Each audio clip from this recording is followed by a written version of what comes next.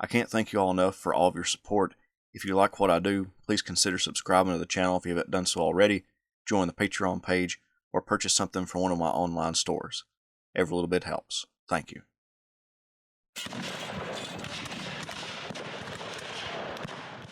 Lieutenant General Ulysses S. Grant, after some of the most destructive frontal assaults of the entire Civil War at Cold Harbor, wrote to Henry Halleck in the War Department on June 5, 1864 that, "My idea from the start has been to beat Lee's army if possible, north of Richmond. Then, after destroying his lines of communication north of the James River, to transfer the army to the south side and besiege Lee in Richmond, or follow him south if he should retreat. Without a greater sacrifice of human life than I am willing to make, all cannot be accomplished that I had designed outside of the city." Since early May 1864, Grant and Robert E. Lee battered one another from the Rappahannock River all the way to the outskirts of Richmond, Virginia. Grant launched the bloody Overland Campaign in conjunction with William T. Sherman beginning the Atlanta Campaign in northern Georgia. By June, both Sherman and Grant pushed their respective opponents deep into the Confederacy. But now, with Grant outside of Richmond, the Union general needed to find a way to cut Lee and the Confederate capital away from the rest of the South. After the Battle of Cold Harbor, Grant dispatched his cavalry commander, Philip Sheridan, north and west of Richmond to cut the Virginia Central Railroad and to link up with David Hunter, who was making his way south through the Shenandoah Valley. Lee divined Sheridan's intentions and dispatched his own cavalry to block Sheridan. At the Battle of Trevelyan Station, the Confederacy suffered heavy casualties but stopped Sheridan from linking with Hunter and prevented him from completely destroying the link between Lee and Richmond and the Shenandoah Valley, the Virginia Central Railroad. Nevertheless, Hunter put the town of Lexington, Virginia to the torch and proceeded toward Lynchburg, Virginia. Lee needed to stop Hunter and clear the valley of Federal forces to preserve a vital food source for his army, so he would dispatch 8,000 men of his Second Corps under his bad old man Jubal Early to eliminate the Union threats in the valley. Grant knew that Lee got a lot of his supplies through the railroads south of Richmond, and they went through the town of Petersburg, which became Grant's new target. Petersburg dates back to 1645, when a military post called Fort Henry was built on the Appomattox River. One of its commanders was Major Peter Jones, who established a trading center near the fort for commerce between Native Americans and colonists. By 1860, Petersburg was the second largest city in Virginia, with a population of 18,266. Because the river traffic could be troubled by silting and make it difficult to get to Petersburg, City Point and the City Point Railroad allowed goods to be unloaded from boats at that location and brought in by rail to Petersburg, further feeding the commerce of the town. 2 years before, in 1862, Union General George McClellan marched the Army of the Potomac up the peninsula formed by the York and James Rivers to attempt the capture of Richmond. The approach of the Union's principal field army in the east to their city panicked many citizens of Petersburg, and Captain Charles Dimmock, along with others, attempted to build a line of fortifications to protect the city. The Union threat went away, which lessened the need for the fortifications. So over the course of the next 2 years, the entrenchments slowly progressed, but they would be known as the Dimmock Line. To capture Petersburg, Grant and the Army of the Potomac commander George Meade would need to get their troops across the Chickahominy River and the James River, traversing the James being the most difficult to do. Grant planned for the operations to commence on June 12th, when the sun set. George Meade wrote to his wife on June 12th, "Today we commence a flank march to unite with Butler on the James. If it is successful, as I think it will be, it will bring us to the last act of the Richmond drama, and will end fortunately and victoriously for us." The Army moved out with the 5th Corps under Governor K. Warren, providing a screen for the rest of the Army across the Chickahominy. The 2nd, 6th, and 9th Corps would cross the river and proceed overland to the James, but the 18th Corps under William Baldy Smith went to White House, where the men were loaded on transports. The 9th Corps got held up by the Army's wagon train, delaying their advance, while the other corps proceeded to the James River, where engineers feverishly worked putting together a pontoon bridge. At 12:45 a.m. on June 15th, General Meade authorized to bridge the last gap to form the pontoon bridge, and the immense structure was completed. Thus, in about 8 hours, a floating bridge nearly 2,000 feet long, 10 feet wide, and consisting of 101 pontoons stretched across the magnificent James. In civil life, if a bridge of this length were to be built over a river with a swift current, they would allow 2 or 3 months for the making of plans then not less than a year to build it, marveled Colonel Lyman. Edward Porter Alexander considered this engineering marvel the greatest bridge which the world has seen since the days of Xerxes, while a newspaper correspondent considered a view of the bridge, with vessels and transports of every description, loaded with army supplies, floating idly on the placid bosom of the James, so far downward as the eye could reach, among the most imposing I ever witnessed. Although some troops would use the bridge, others would be ferried across on transports. By June 15th, the 2nd Corps arrived on the south bank of the James River, and the 18th Corps was at Bermuda Hundred. Grant had met with Benjamin Butler, the commander of the Army of the James, at Bermuda Hundred, and informed him that the 18th Corps, with his help, would cross the Appomattox River and assault Petersburg. The 2nd Corps would be available to help. However, miscommunication ensued, with word not getting to Smith, the 18th Corps commander, about his role, and a supply debacle delayed the 2nd Corps from marching toward Petersburg until late. The Confederates weren't idle during these operations. They quickly realized that the Union Army was moving, but couldn't decipher where. Lee had moved his 2 available corps south of Richmond, one corps under Richard Anderson, which was James Longstreet's corps, who was still recovering from his wounds at the Wilderness, and one corps under A.P. Hill. The Confederates pushed against the Union screen, finding in the fields around their position the bones from the soldiers who died 2 years before during the Peninsula Campaign. One soldier wrote, "On every side of us lie the bleaching bones of those who fell in that battle, and I have studied phrenology on at least one skull, which I hope was a Yankee's. A dentist might make a valuable collection of teeth. I have seen one beautiful set." William Smith and the 18th Corps got very little sleep as they tried to follow Grant's orders to launch a dawn attack on Petersburg, but it wasn't logistically possible, with most of the troops arriving all through the night from the 14th into the morning of the 15th. The defenses around the city were lightly manned, with troops under Pierre Gustave Toutant Beauregard. So, if Smith could get his men on the move, a great opportunity presented itself, cutting Lee off from Petersburg and forcing the abandonment of Richmond. Smith was from Vermont and graduated 4th in his class of 1845 at West Point. He missed the Mexican-American War, being part of a surveying party on Lake Erie at the time. He spent time as a math teacher at West Point before the Civil War, as well as serving stints in the Southwest and Florida. When the war broke out, he became the colonel of the 3rd Vermont and fought at First Manassas.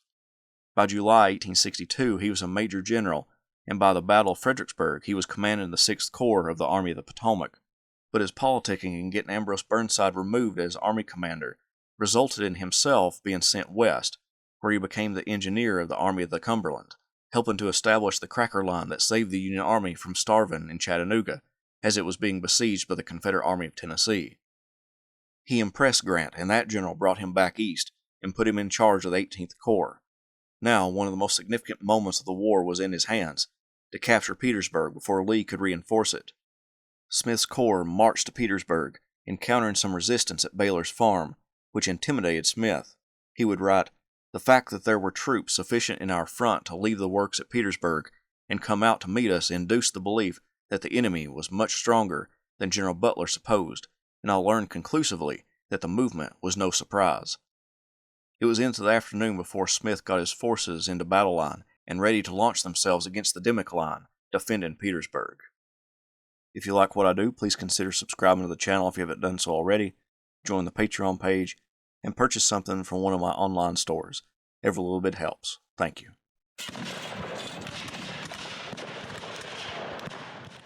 18th Corps Commander William Baldy Smith was outside the Dimmock line, the fortifications for Petersburg, by midday on June 15th. The small engagement at Baylor's farm and the part he played in the Overland Campaign taught him that attacking entrenched or even lightly protected enemy forces could result in high casualties. Heavy firing from the Confederate artillery resulted in Smith only doing light skirmishing for most of the afternoon, but he planned to launch an attack around 5 p.m. He called for a heavy skirmish line, a single rank of soldiers only 1 pace apart as opposed to the normal 5 paces, to attack the Confederate fortifications. Smith believed that if he used a regular battle line, that the rebels would concentrate their fire more heavily, but with a skirmish line, they would be less likely to use artillery to combat the approaching attack.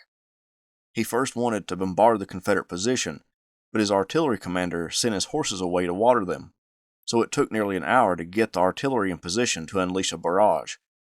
It was about 7 p.m. when the first skirmish lines advanced toward the Confederate position. Regiments from the brigades of Newton Curtis and Hiram Burnham made their way across the open ground in the front of the Dimmock line. Smith's plan thus far worked great, with the skirmish line overwhelming the light defenders. One Union soldier commented, "You never saw such a crazy crowd of men as those who captured the fort. I attempted the first instant after we got in, and had sent the prisoners to the rear to have my companies form to be ready to receive a Reb charge if they should attempt to retake. But as not either of the other regiments attempted to form, and their men were running all around, I found it next to impossible." With the success from the initial attack, brigades on the Union right advanced, with George Stannard's brigade making it into the works, but Griffin Stedman's brigade got pinned down. Then on the Union left, the African American troops from Edward Hinks' division drove the rebels away from their fortifications, with the stories of the massacre of Fort Pillow still on their minds. Finally, 2 regiments from Samuel Duncan's brigade and 1 regiment from Edward Wild's brigade attacked on the extreme Union left, throwing back the rebels and helping to fend off some counterattacks. On the Union right, Stannard was ordered to withdraw, but placed the 55th Pennsylvania and 25th Massachusetts in an advanced position. Thus ended the battle for Petersburg in the waning hours of June 15th. Smith has long been criticized for not pushing on to Petersburg. One of his soldiers stated, "Had our men pushed the thing right along, we might have taken the town with small loss. Now it will cost rivers of blood." However, that wasn't the whole story. Pierre Gustave Toutant Beauregard, the commander of Petersburg, was ordering up reinforcements, and by the time Smith could have reorganized his men for a night attack, something already dangerous in the best conditions, sizable reinforcements in the form of Robert Hoke's division was starting to filter into the city. Nevertheless, the Union now had possession of a portion of the Confederate works guarding the city. Throughout the night, the Confederate reinforcements came into Petersburg, swelling Beauregard's numbers. Beauregard even stripped the Howlett line between the James and Appomattox rivers of troops, telling the commander there to leave only a skirmish line. Robert E. Lee, commander of the Army of Northern Virginia, sent troops south, but he hadn't discovered that Ulysses S. Grant was moving the majority of his force south of the James River. Nevertheless, Lee sent George Pickett's division south. On the morning of June 16th, Benjamin Butler's Army of the James attacked the lightly held Confederate position, capturing the rifle pits and the forward works of the enemy. Anticipating the other works to be abandoned or nearly so, more troops burst through the Howlett line, sending the 59th Alabama into a retreat. Some of the Union troops made it all the way to the Richmond and Petersburg Railroad and began to destroy the track, heating up the center of the rails and bending them to prevent further use. So far that morning, it looked as though the Union were poised to capture Petersburg. Through the night, the 2nd and 9th Corps got across the river to help Smith, as well as the 5th Corps, which came a little later. Winfield Scott Hancock, commander of the 2nd Corps, was still suffering from his wound he received at Gettysburg nearly 1 year before. Hancock, known as Hancock the Superb, was known as an aggressive commander, helping save the day at Gettysburg on July 2nd by dispatching troops from his own corps to the Union left around the wheat field. He wasn't as aggressive in the Wilderness the previous month, but his corps saw some of the hardest fighting at Spotsylvania Courthouse at the Muleshoe Salient. Along with Butler's attack at the Howlett line, the morning of June 16th saw Hancock order 2 of his divisions, one under David Birney and one under John Gibbon, to attack the Confederate position at or before daylight, but his subordinates wouldn't get their attack started until 8 a.m., when Thomas Egan's brigade stepped forward to probe the enemy line. Egan wasn't respected by the soldiers in his brigade, with one soldier calling Egan a third-rate idiot. Egan's first charge failed, but the second charge captured a secondary line, but nothing else. Egan was wounded in the attack.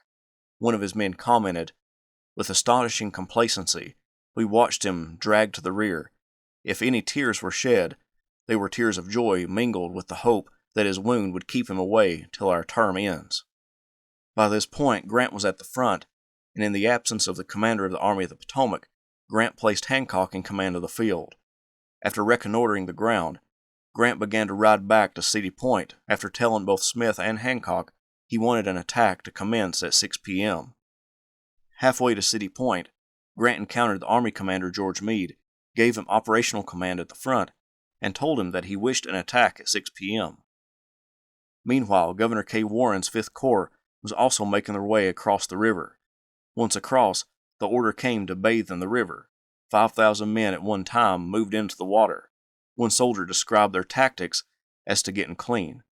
We did not take our clothes off, but soaped them on our bodies and swam around to work out the grime, giving them an occasional rubbing. Then applied more soap and went through the same process again, until satisfied that we had about as much dirt off as it was safe to take at one time. Meade convened with Hancock about the assault ordered for 6 p.m. and identified a few locations to attempt to penetrate the rebel line. Hancock's 2nd Corps and Ambrose Burnside's 9th Corps would make the attack, supporting one another in the assault, while Smith on the right and cavalry on the left made demonstrations to pin down the Confederates. Unbeknownst to Meade, events north of his position were transpiring against the Union efforts. Earlier that morning, Butler captured the Howlett line, but now George Pickett's division was advancing on the Federals in that sector. Pickett's lead brigade under Eppa Hunton encountered the Federals first and pushed back the enemy skirmishers. Soon Montgomery Corse's brigade came up beside of Hunton, and together they pushed back the enemy and recaptured the Confederate works. By sunset, Pickett and the division of Charles Field from Richard Anderson's corps restored the Confederate Howlett line. In Meade's front, the assault planned for 6 p.m. began a little after that hour, with the 2nd Corps taking the brunt of the attack. Smith's men advanced but didn't capture any new works, but Hancock's troops were able to secure a few more sections of the Dimmock line. Try as he might, Beauregard was unable to retake the position. In the attack, Francis Barlow lost one of his bravest brigade commanders, Patrick Kelly, the leader of the Irish Brigade. Kelly was born in Ireland and immigrated to the United States. When the war broke out, he joined the 69th New York Infantry and worked his way up the ranks to eventually command the Irish Brigade by 1863. He even led the Irish Brigade in its destructive charge at Gettysburg on July 2nd. The Union Army was getting closer to Petersburg, and at 10 p.m. began firing shots into the city for the first time. One South Carolinian wrote, "The Yankees opened on the city without any warning and shelled it all night. The city is full of women and children and wounded men. Is this not barbarous?" Union ambulance wagons scoured the battlefield searching for the wounded of the 2,500 casualties produced in the attacks, the majority of them sustained by the 2nd Corps. That night, more Union and Confederate troops converged on Petersburg and its outskirts, signaling that more combat would ensue the next day. If you like what I do, please consider subscribing to the channel if you haven't done so already, join the Patreon page, and purchase something from one of my online stores. Every little bit helps. Thank you. Hearing of the attacks and the fact that Union General-in-Chief Ulysses S. Grant was now outside Petersburg, United States President Abraham Lincoln remarked to the Great Central Sanitary Fair in Philadelphia, "I have never been in the habit of making predictions in regard to the war. But Grant is this evening, with General George Meade and General Winfield Scott Hancock, and the brave officers and soldiers with him, in a position from whence he will never be dislodged until Richmond is taken." Benjamin Butler at Bermuda Hundred sent Grant a message informing him that between 40 and 50,000 Confederates were seen north of the James River. This meant a great deal to Grant because this indicated that Lee didn't know where he was, and this presented a great opportunity to strike at and capture Petersburg. While the commander of the Army of the Potomac, George Meade, was away from the front lines, Hancock commanded those troops. Meade tasked Hancock with attacking the Confederates again on June 17th. The previous day, the brunt of the bloody attack was taken by Hancock's own 2nd Corps. Now Hancock chose the fresh 9th Corps troops of Ambrose Burnside to make the attack. Robert Brown Potter's division and James Ledley's division would make the attack. Potter was from New York, where he practiced law before the war.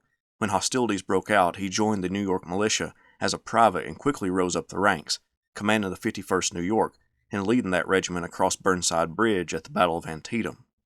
Under Burnside, Potter would obtain the rank of brigadier general and command a division in the 9th Corps at the Siege of Vicksburg, the Knoxville Campaign, and during the Overland Campaign. Potter began assembling his men after midnight on June 17th, moving his troops through some of the battle-worn 2nd Corps troops. By 3 a.m., Potter's men were so close to the Confederate lines that they could hear the conversations of the enemy. As soon as the day dawned, Potter's men rushed forward in silence, taking much of the rebel position with the bayonet. About a mile of fortifications fell to Potter's men in an hour. Despite the success, Ledley's division didn't make an attack, and neither did any other Union troops. Potter had broken the Confederate line, but as with the previous days, no units were dispatched to follow up on the success. One soldier commented, "Had a single corps been on the ground in position, or had the divisions, which were ordered to support us, been ready to advance, the fearful carnage of the 2 preceding days would doubtless have been prevented, and the long, tedious, wasting, bloody siege of Petersburg might have been avoided." That morning, the 5th Corps arrived on the Union left, and 2 divisions from Horatio Wright's 6th Corps were at Bermuda Hundred, with the 3rd Division from that corps coming to Petersburg. Grant wanted Benjamin Butler to hold his toehold position at Bermuda Hundred, not realizing that Butler had been pushed back by George Pickett's division the previous evening. Butler requested that his 18th Corps be transferred back to Bermuda Hundred and be used in the attack because they knew the terrain, which meant that Grant would need to transfer the 2 6th Corps divisions across the Appomattox River to Petersburg, and move the 18th Corps across the same river, switching the positions of the 2 corps.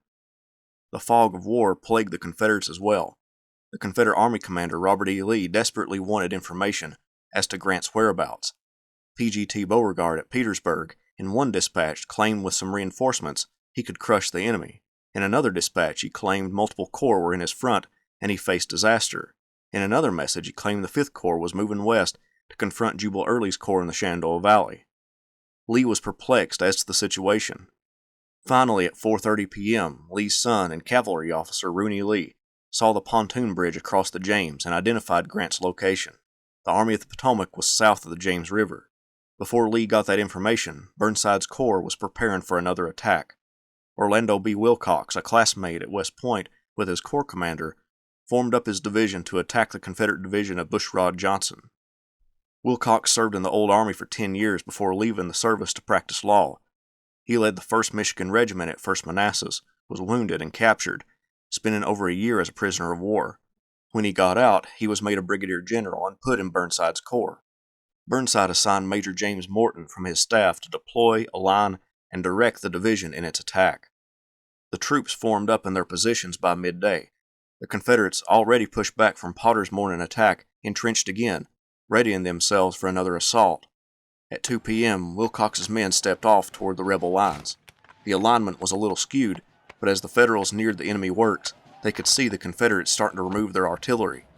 But before they made contact, Morton ordered the brigade to perform a half-right wheel, which exposed their flank to the enemy. The brigade traveled a good distance with their flank to the enemy before breaking.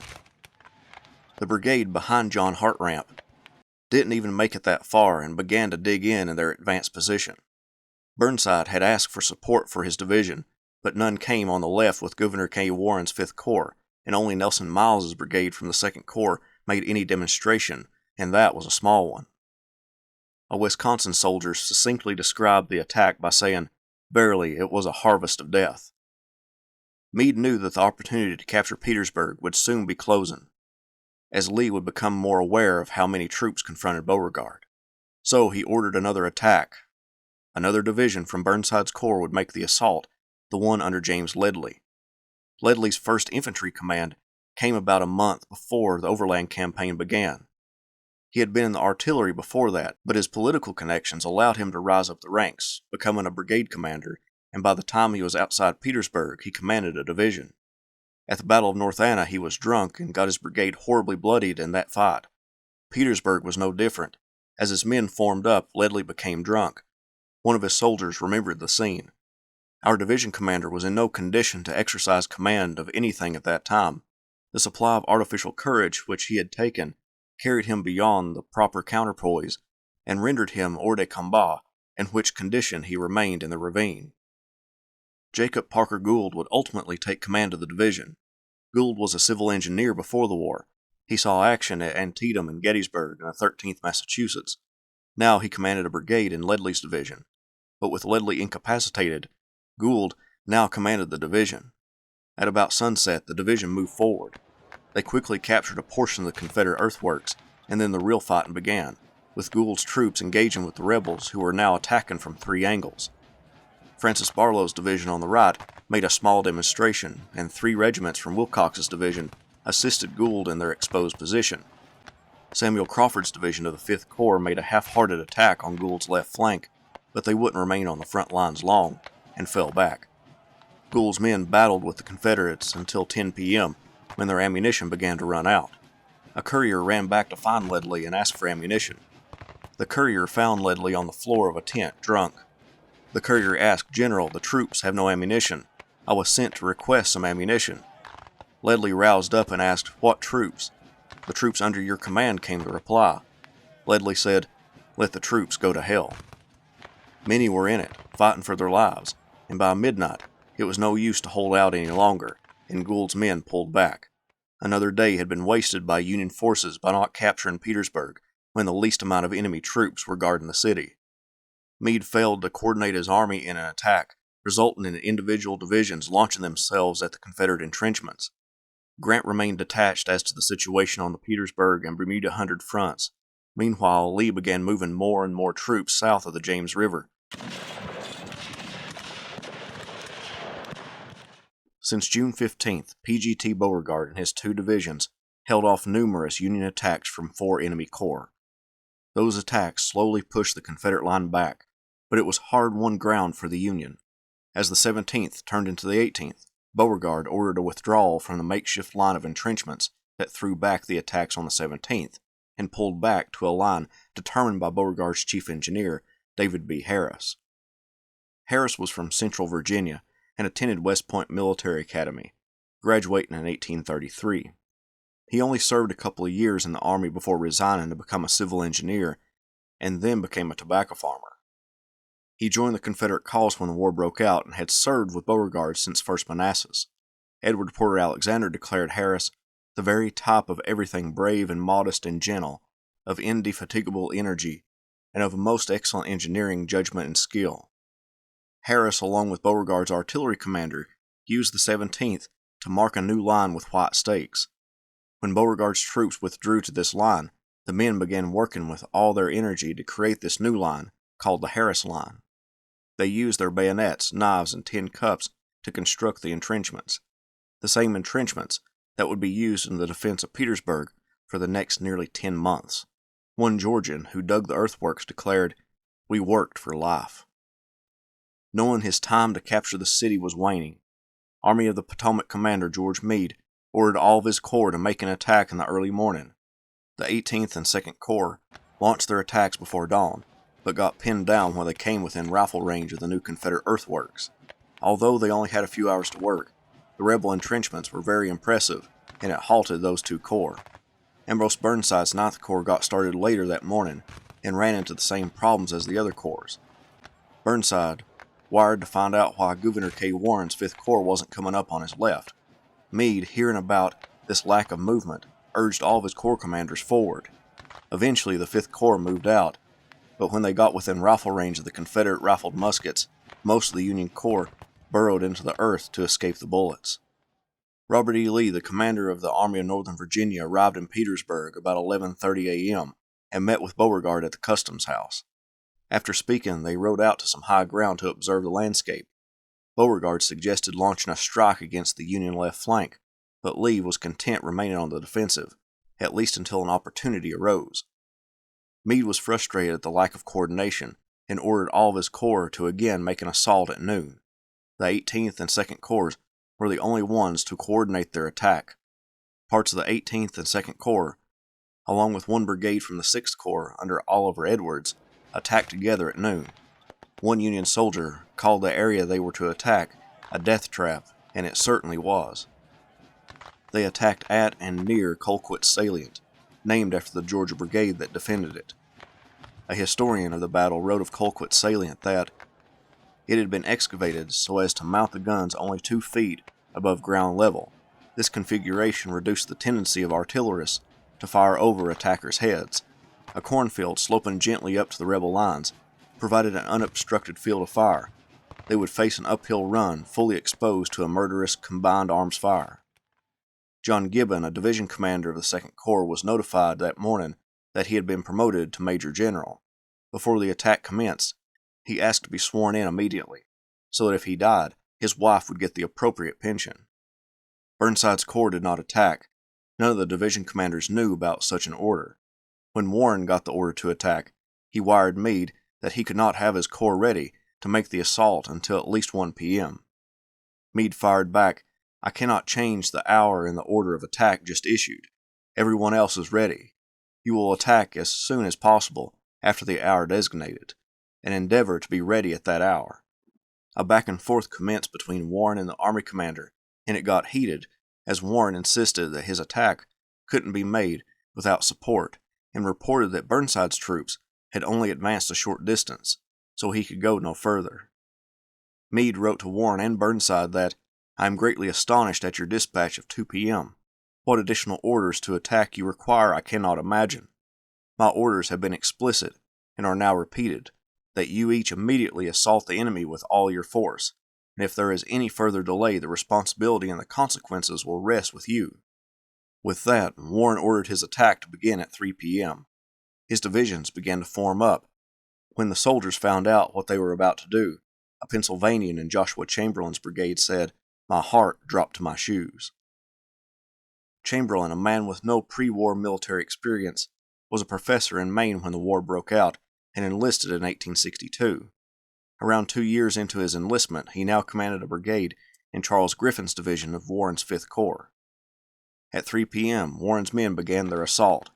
Most of the brigades weren't within sight of one another, which gave them the impression that their attacks weren't supported, even though they were. The rebel bullets tore into the advancing Federals, demolishing their battle lines. Chamberlain got across a stream and began to form up his men when a bullet ricocheted off the ground and into his right hip, passed through his lower abdomen, nicked his bladder and urethra, and came to rest just under the skin behind the bone near his left hip. He feared that if he went down that his men would stop, so he shoved his sword into the ground and propped himself up until his men passed. A loss of blood made him collapse. He waved off anyone taking him to the rear, thinking his wound was mortal, but was eventually taken to a hospital where one surgeon declared him a lost cause. His brother Tom got 2 surgeons from his old brigade to operate on Chamberlain and give him a chance at survival. The Iron Brigade in Lysander Cutler's division remembered the horrid attack. Just before we reached the crest, the enemy's batteries in our front opened upon us with canister shot. It seemed to us that every gun discharged a bushel of small shot through our ranks, and that the interval between charges was but a fraction of a minute. Lieutenant Colonel Rufus Dawes of the 6th Wisconsin wrote, "Our brigade was simply food for powder." Of Romaine Ayres's division, only one brigade, that under Kitching, made the attack with any vigor. The others advanced a short distance, then dug in. To the north, David Birney, one of the 2nd Corps division commanders, took command of the whole corps, because Winfield Scott Hancock's Gettysburg wound was festering and he had to rest in the rear. Meade kept firing messages to Birney and the other corps commanders to renew the offensive, and Birney began to do just that. He assembled between 7,000 and 9,000 men for the attack, with the brigades of Henry Medill and Daniel Chaplin leading the attack. Chaplin positioned his roughly 900-man strong regiment, the 1st Maine Heavy Artillery, in 3 battalions, one right behind the other. The 1st Battalion would clear obstructions, the 2nd would launch the attack, and the 3rd would be available for support or to launch a counterattack if it failed. Plus, 2 more of Chaplin's regiments were in reserve. 4 more brigades would also be on hand to exploit any success. The men from Maine knew that the attack was going to be devastating. They were ordered to stack their knapsacks in the rear, and designated 2 men from each company to watch over them. Those chosen to stay behind began to record the names of loved ones and addresses so they knew where to send the belongings of those that perished in the assault. One soldier remembered, "We knew that very many of us were to die." Men turned to their comrades, bidding each other goodbye, and dictating messages to wives, fathers, mothers, sisters, and sweethearts, in case they should be among the slain and their comrades survived. Between 4 and 4:30 p.m., the order came to advance, with the men climbing the rise to get within view of the rebel works. One soldier remembered, "We were shot within the first 5 feet. The crash of 2,000 muskets rent the air as a long line of flame leaped from the works in our front, and the well-known yell of the Army of Northern Virginia mingled with the roar of the rebel batteries on our right and left as their canister followed the musket balls of the infantry and tore enormous gaps in our ranks. The 1st Maine Heavy Artillery made it to within 50 yards of the enemy before having to turn back. traversing the deadly open fields they had just crossed. Of the roughly 900 men in that regiment, 632 became casualties in about 10 minutes of fighting. Birney rode up to Chaplin after the failed attack and asked him about his men.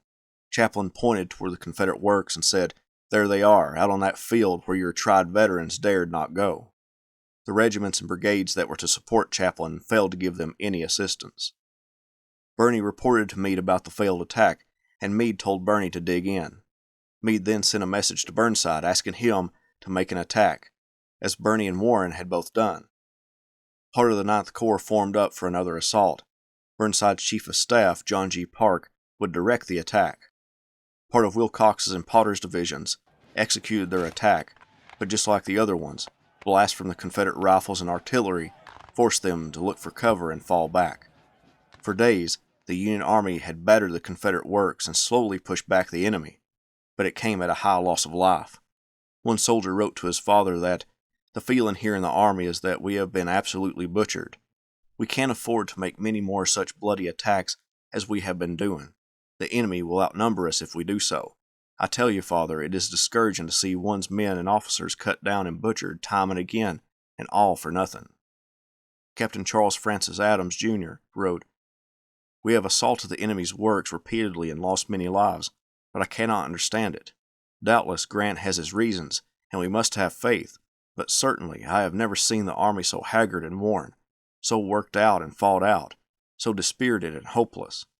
A Pennsylvanian wrote, "The boys don't seem to think so much of General Grant now as they did some time ago. They think he has crowded us on their works too hard. It is nothing but charge, charge, and the ones that escape today fall tomorrow." It's difficult to ascertain the casualties for the fighting between June 15th and June 18th, but historians put Union casualties between 9,000 and 13,000, with the majority putting the casualties on the higher end of that estimate. The Confederates lost significantly less, being protected by earthworks. They probably lost around 2,500 in all.